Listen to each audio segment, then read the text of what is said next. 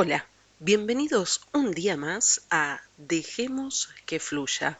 Hoy con ustedes, el hombre que confundió a su mujer con un sombrero de Oliver Sacks.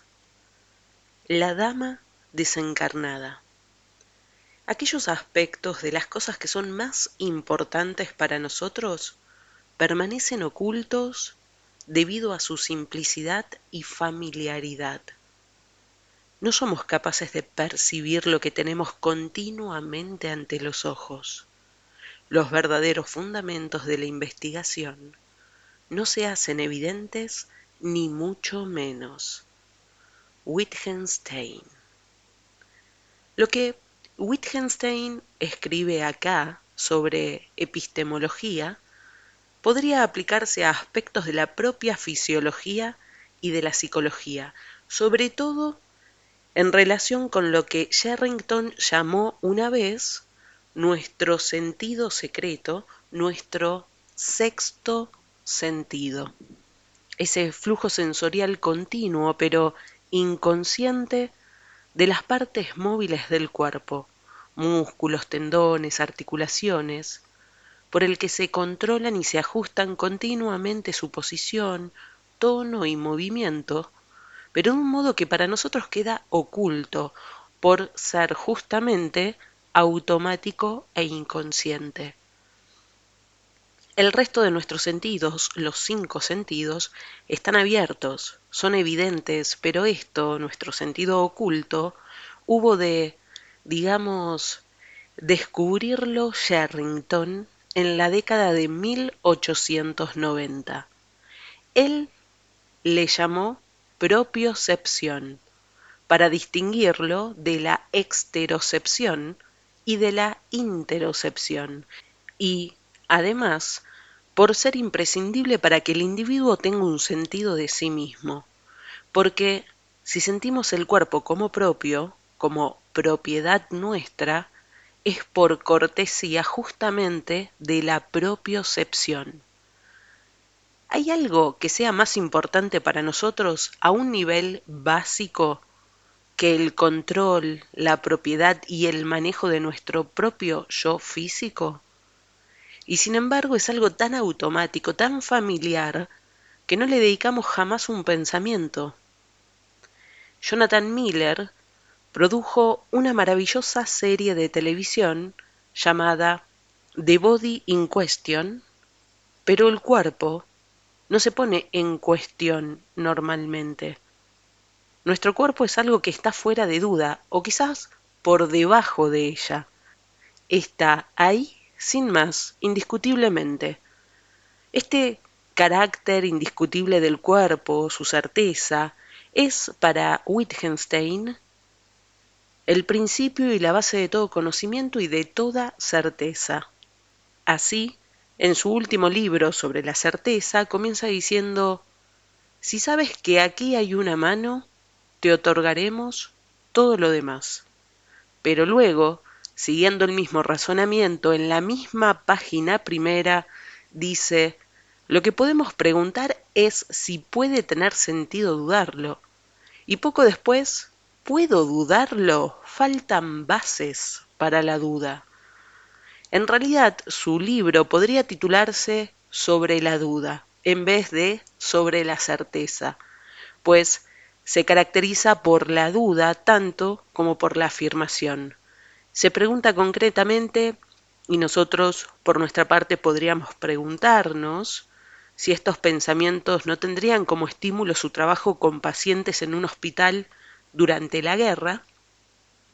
Él se pregunta concretamente si puede haber situaciones o condiciones que priven al individuo de la certeza del cuerpo, que le den motivos para dudar del propio cuerpo, hasta llegar incluso a perder el cuerpo completo en la duda total. Esta idea parece rondar por su último libro como una pesadilla. Bueno, Cristina era una joven vigorosa de 27 años, aficionada al hockey y a la equitación, una persona segura de sí misma, fuerte, de cuerpo y de mente. Tenía 2 hijos pequeños y trabajaba como programadora en su casa. Era inteligente y culta, le gustaba el ballet y los poetas laquistas, pero no tengo la impresión Wittgenstein. Llevaba una vida activa y plena. No había estado enferma prácticamente nunca. De pronto, y la primera sorprendida fue ella, a raíz de un acceso de dolor abdominal, se descubrió que tenía piedras en la vesícula y se aconsejó la extirpación de esta. Ingresó en el hospital 3 días antes de la fecha de la operación y se la sometió a un régimen de antibióticos como profilaxis microbiana. Era simple rutina, una precaución, y no se esperaba complicación alguna. Cristina lo sabía muy bien y siendo como era una persona razonable, no se angustiaba demasiado. Aunque poco dada a sueños o fantasías, el día antes de la intervención tuvo un sueño inquietante de una extraña intensidad. Se tambaleaba aparatosamente en el sueño, no era capaz de sostenerse en pie, apenas sentía el suelo, apenas tenía sensibilidad en las manos, notaba sacudidas constantes en ella, se le caía todo lo que agarraba. Este sueño le produjo un gran desasosiego. Nunca había tenido un sueño así, dijo, no puedo quitármelo de la cabeza. Un desasosiego tal que pedimos la opinión del psiquiatra. Angustia preoperatoria, dijo este.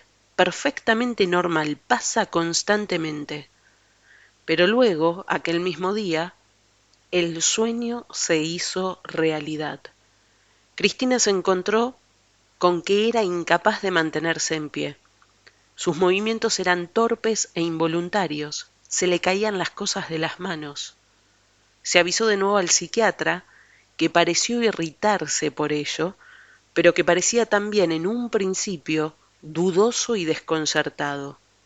Histeria de angustia, dijo al fin, en tono despectivo. Son síntomas típicos de conversión, pasa constantemente. Pero el día de la operación, Cristina estaba peor aún. No podía mantenerse en pie, salvo que mirase hacia abajo, hacia los pies. No podía sostener nada en las manos y éstas vagaban, salvo que mantuviese la vista fija en ellas.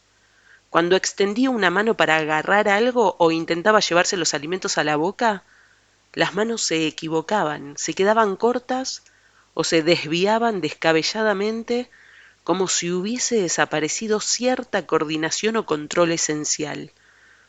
Apenas podía mantenerse incorporada. El cuerpo cedía. La expresión era extrañamente vacua, inerte, la boca abierta, hasta la postura vocal había desaparecido. Ha sucedido algo horrible, balbucía con una voz lisa y espectral. No siento el cuerpo, me siento rara, desencarnada. Resultaba muy extraño oír aquello, era horrible, desconcertante. Desencarnada. ¿Estaba loca? Pero, ¿cuál era entonces su estado físico? El colapso de la condición tónica y muscular, de la cabeza a los pies, la pérdida de control de las manos, de las que no parecía tener conciencia, las sacudidas y desviaciones, que parecían indicar que no recibiese información alguna de la periferia, que los mecanismos de control del tono y el movimiento se hubiesen desintegrado catastróficamente. Es un comentario muy extraño, dije a los residentes. Es casi imposible imaginar qué podría provocar un comentario así. Es problema de histeria, doctor Sachs. ¿No dijo eso el psiquiatra? Sí, eso dijo, pero ¿han visto? ¿Ha visto usted alguna vez una histeria como esta? Plantéeselo, plantéeselo fenomenológicamente. Considere lo que ve como un fenómeno auténtico, en el que su estado corporal y su estado mental no son ficciones, sino un todo psicofísico. ¿Qué es lo que podría dar este cuadro en que Tanto la mente como el cuerpo parecen minados. No es que pretenda ponerle a prueba, añadí. Estoy tan desconcertado como usted. Jamás había visto ni imaginado una cosa así. Entonces me puse a pensar, se pusieron a pensar, pensamos juntos. ¿Podría ser un síndrome biparietal?, preguntó uno de ellos. Es una situación de como si, contesté, como si los lóbulos parietales no recibiesen la información habitual de los sentidos. Hagamos una prueba sensorial y examinemos también la función del lóbulo parietal. Lo hicimos y empezó a delinearse un cuadro. Parecía haber un déficit propioceptivo muy profundo, casi total, desde las puntas de los dedos de los pies a la cabeza. Los lóbulos parietales funcionaban, pero no tenían nada con lo que funcionar. Cristina podía tener histeria, pero tenía bastante más que eso, tenía algo que ninguno de nosotros había visto ni imaginado nunca. Hicimos una llamada de emergencia, pero no al psiquiatra, sino al especialista en medicina física, al fisiatra. Llegó enseguida, ante la urgencia desde ya de la llamada. Se quedó boquiabierto cuando vio a Cristina.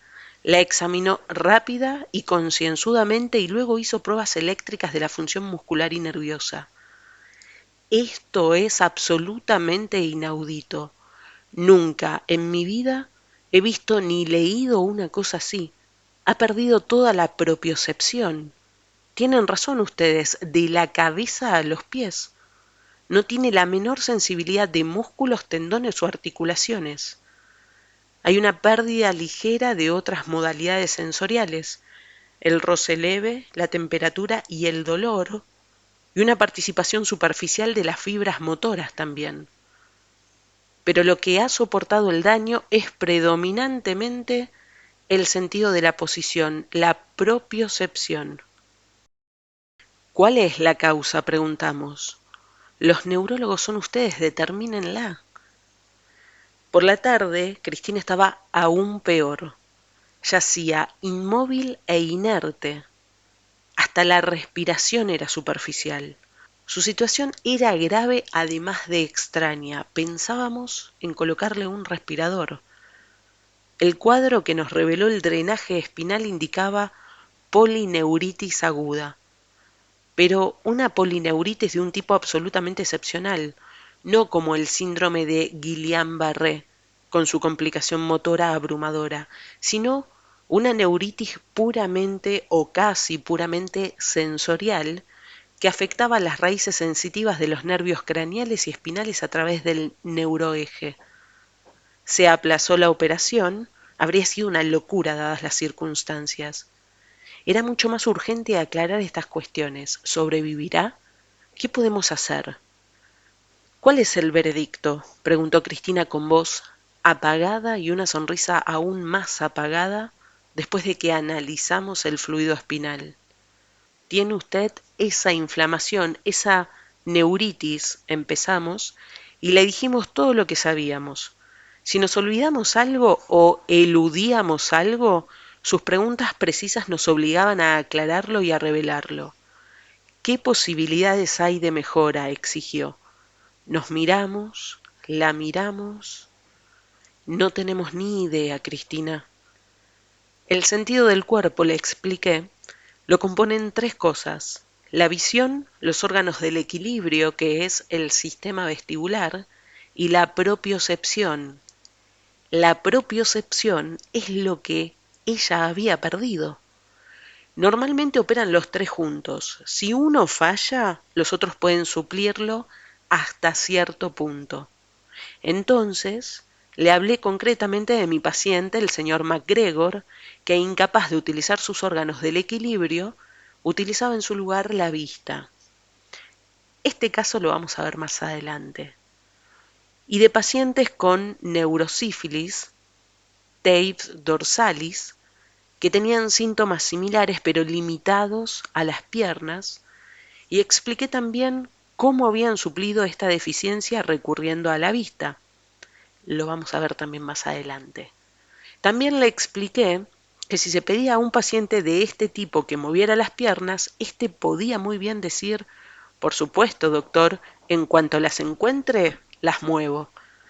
Cristina escuchó atenta, muy atenta, como con una atención desesperada.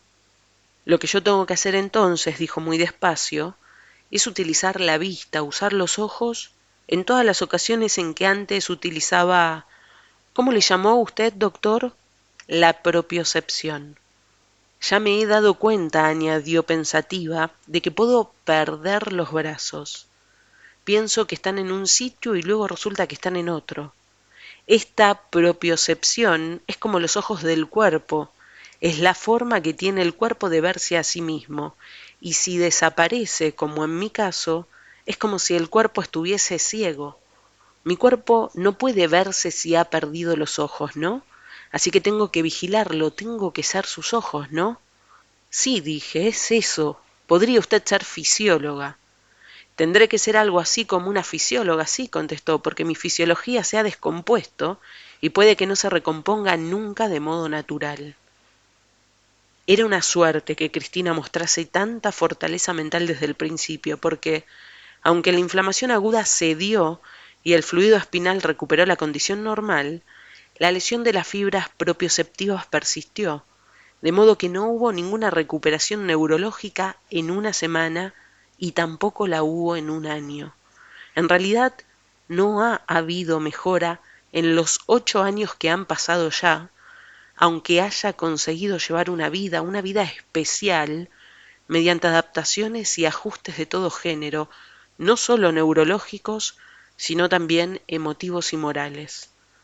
Aquella primera semana Cristina no hizo nada. Estaba en la cama, echada, pasiva, no comía apenas. Estaba en un estado de conmoción total, dominada por el horror y la desesperación. ¿Cómo iba a ser su vida si no se producía ninguna recuperación natural?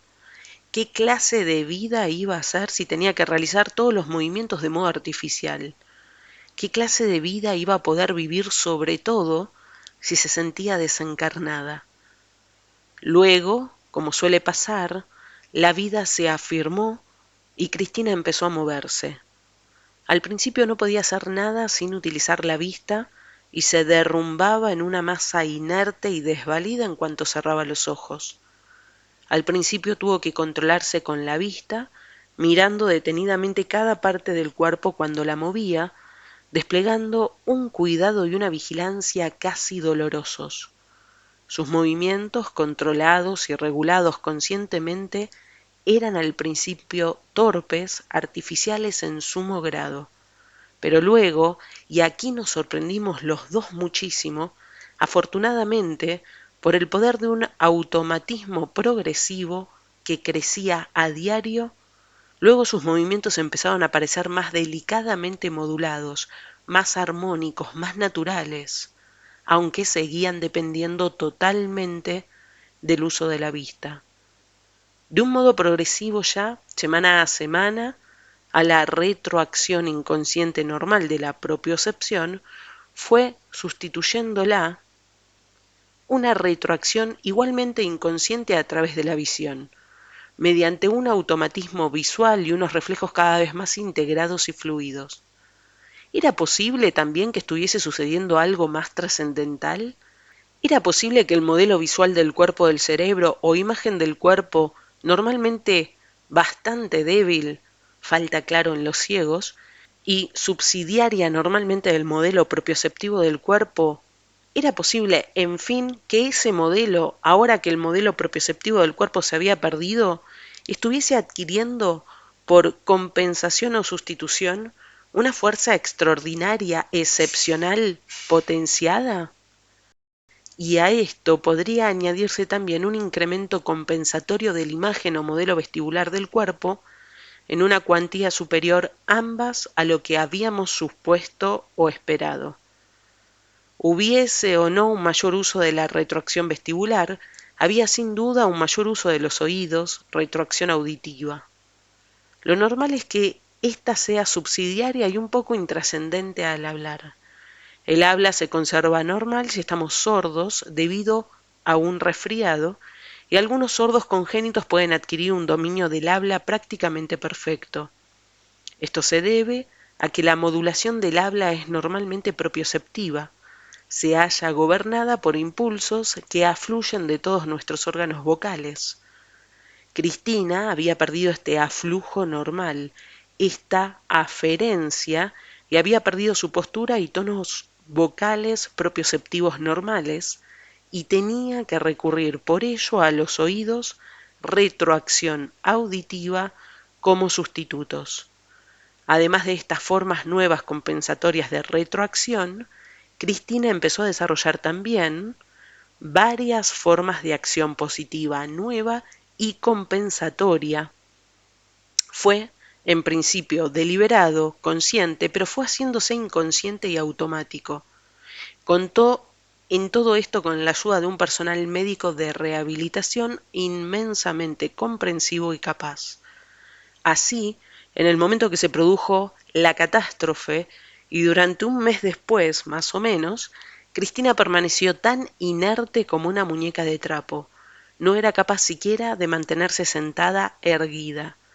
Pero 3 meses después me quedé estupefacto al verla sentada muy correctamente, demasiado correctamente, esculturalmente, como una bailarina sorprendida a media pose, y pronto comprendí que se trataba en realidad de una pose adoptada y sostenida de modo consciente o automático, una especie de posición forzada o premeditada o histriónica para compensar la carencia constante de una postura natural auténtica.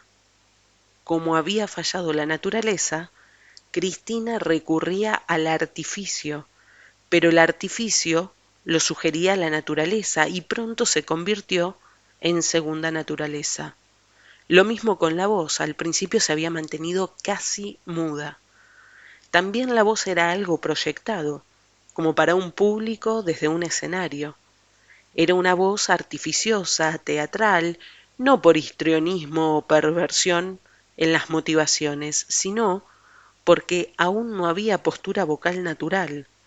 Y lo mismo pasaba con la cara, que aún tendía a mantenerse un tanto lisa e inexpresiva, aunque sus emociones interiores fuesen de una intensidad plena y normal, debido a la falta de postura y de tono facial propioceptivo, a menos que recurriese a una intensificación artificial de la expresión, lo mismo que los pacientes con afasia pueden adoptar inflexiones y énfasis exagerados. Pero todas estas medidas eran como mucho parciales.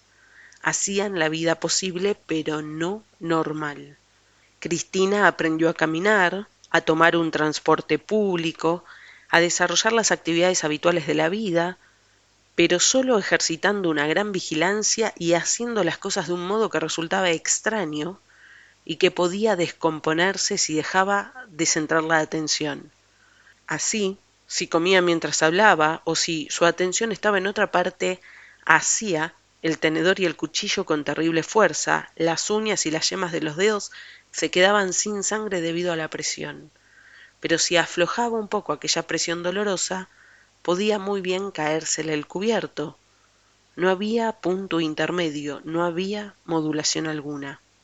Así, aunque no había rastro de recuperación neurológica, y hablamos de una recuperación de la lesión anatómica de las fibras nerviosas, había, con la ayuda de terapia intensiva y variada, ya que estuvo en el hospital, en el pabellón de rehabilitación casi un año, sí había una recuperación funcional muy considerable, es decir, la capacidad de funcionar utilizando varios sustitutos y otras artimañas. Cristina pudo al fin dejar el hospital, irse a su casa y volver con sus hijos. Pudo volver a su terminal de ordenador casera, que pasó a manejar con una eficacia y una destreza extraordinarias, dado que había que hacerlo todo a través de la vista y no del tacto. Había aprendido a arreglárselas para seguir viviendo, pero ¿cómo se sentía? ¿Habían eliminado los sustitutos aquella sensación desencarnada de que hablaba al principio? La respuesta es que no, en absoluto. Sigue sintiendo con la pérdida persistente de propiocepción el cuerpo como muerto, como algo no real, no suyo, algo que no puede apropiarse. Y no es capaz de encontrar palabras que expresen ese estado, solo puede recurrir a analogías derivadas de otros sentidos. Tengo la sensación de que mi cuerpo es ciego y sordo a sí mismo, no tiene sentido de sí mismo. Son palabras suyas. No encuentra palabras directas para describir esta privación, esta oscuridad o silencio sensorial emparentado con la ceguera o la sordera. Ella no tiene palabras y nosotros carecemos de ellas también. Y la sociedad carece de palabras, de comprensión para estados como este. A los ciegos se los trata al menos con solicitud. Podemos imaginar cuál es su estado y los tratamos de acuerdo con ello. Pero cuando Cristina, torpe y laboriosamente, sube a un autobús, solo provoca comentarios furiosos e incomprensión. ¿Qué le pasa a usted, señora? ¿Está ciega o borracha? ¿Qué puede contestar ella? ¿No tengo propiocepción? La falta de comprensión y de apoyo social es una prueba más que ha de soportar. Inválida, pero con la naturaleza de su invalidez poco clara, tienden a tratarla como a una farsante o a una estúpida. Porque no está, después de todo, claramente ciega o paralítica, no se le aprecia nada claramente. Esto es lo que les sucede a los que tienen trastornos de los sentidos ocultos. También les pasa a pacientes con insuficiencia vestibular o a los que se les ha practicado una laberintectomía. Cristina está condenada a vivir en un mundo indescriptible e inconcebible, aunque quizás fuese mejor decir un no mundo, una nada. A veces se desmorona, no en público, sino conmigo. Ay, si pudiese sentir, grita, pero he olvidado lo que es eso. Yo era normal, ¿verdad que sí? Me movía como los demás. Sí, claro que sí, Cristina. No está tan claro, no puedo creerlo, quiero pruebas. Le muestro una película en que aparece con sus hijos, hecha unas semanas antes de la polineuritis. Sí, claro, soy yo, dice Cristina y sonríe y luego grita, pero no puedo identificarme ya con esa chica tan agradable. Ella se ha ido, no puedo recordarla, no puedo imaginarla siquiera. Es como si me hubiesen arrancado algo, algo que estuviese en el centro de mí. Eso es lo que hacen con las ranas, ¿verdad? Les quitan lo del centro, la columna vertebral, les quitan la médula. Así es como estoy yo, sin médula, como una rana. Vengan, suban aquí, vean a Chris, el primer ser humano desmedulado. No tiene propiocepción, no tiene sentido de sí misma. Chris, la desencarnada, la chica desmedulada. Y se ríe descontroladamente con un timbre de histeria. Yo la calmo, vamos, vamos, pero pienso, ¿tiene razón? Porque en cierto sentido ella está desmedulada, desencarnada, es una especie de espectro. Ha perdido, con el sentido de la propiocepción, el anclaje orgánico fundamental de la identidad, al menos de esa identidad corporal o ego-cuerpo que para Freud es la base del yo. El ego es primero y ante todo un ego-cuerpo. Cuando hay trastornos profundos de la percepción del cuerpo o imagen del cuerpo, se produce indefectiblemente una cierta despersonalización o desvinculación. Weir Mitchell comprendió esto y lo describió insuperablemente cuando trabajaba con pacientes amputados y con lesiones nerviosas durante la Guerra de Secesión estadounidense, y decía en un famoso informe, seminovelado, pero aún así el mejor, y fenomenológicamente el más preciso de que disponemos, a través de su paciente médico George Detlow. Él describe: descubrí horrorizado que a veces tenía menos conciencia de mí mismo, de mi propia existencia que antes. Esta sensación era tan insólita que al principio me desconcertaba profundamente. Sentía continuamente deseos de preguntarle a alguien si yo era de veras George Dedlow o no lo era, pero como tenía clara conciencia de lo absurdo que parecía que preguntase algo así, me reprimí y no hablé de mi caso y me esforcé aún más por analizar mis sentimientos. Aquella convicción de que no era ya yo mismo resultaba a veces abrumadora y muy dolorosa. Era, en la medida en que puedo describirlo, una deficiencia del sentido egoísta de individualidad. Cristina tiene también esta sensación general, esta deficiencia del sentido egoísta de individualidad que ha decrecido con la adaptación, con el paso del tiempo. Y tiene también esa sensación de desencarnamiento específica, de base orgánica, que sigue siendo tan grave y misteriosa como cuando la sintió por vez primera. Esta sensación la tienen también los que han sufrido cortes transversales de médula espinal, pero estos están, claro, paralíticos, mientras que Cristina, aunque desencarnada, anda y se mueve. Experimenta un alivio y una recuperación breves y parciales cuando recibe estímulos en la piel. Sale fuera cuando puede. Le encantan los coches descapotables en los que puede sentir el aire en el cuerpo y en la cara, esa sensación superficial, el roce leve. Solo está ligeramente deteriorado.